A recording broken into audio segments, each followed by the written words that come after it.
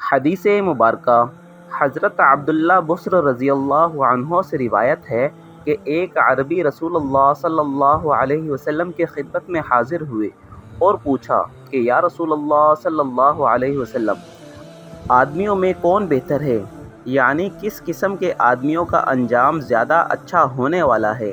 آپ صلی اللہ علیہ وسلم نے فرمایا، جو لوگ جن کی عمر زیادہ ہو اور عمل اچھے ہوں۔ پھر انہوں نے پوچھا کہ یا رسول اللہ، اعمال میں کون سا عمل افضل ہے؟ آپ صلی اللہ علیہ وسلم نے فرمایا، یہ کہ تم دنیا کو خیر آباد کہو اور اس وقت تمہاری زبان اللہ کے ذکر سے تر ہو۔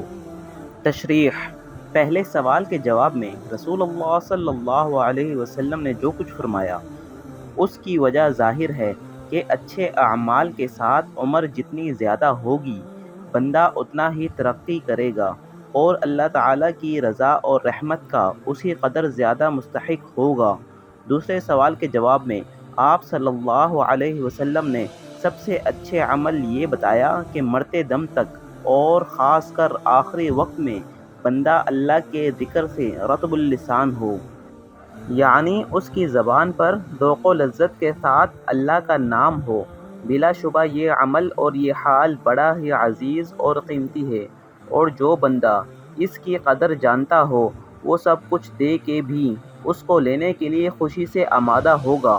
اور یہ بھی ظاہر ہے کہ یہ بات اسی بندے کو نصیب ہوگی جو زندگی میں اللہ کے ذکر سے خاص مناسبت پیدا کر لے اور ذکر اللہ اس کی روح کی غذا بن جائے۔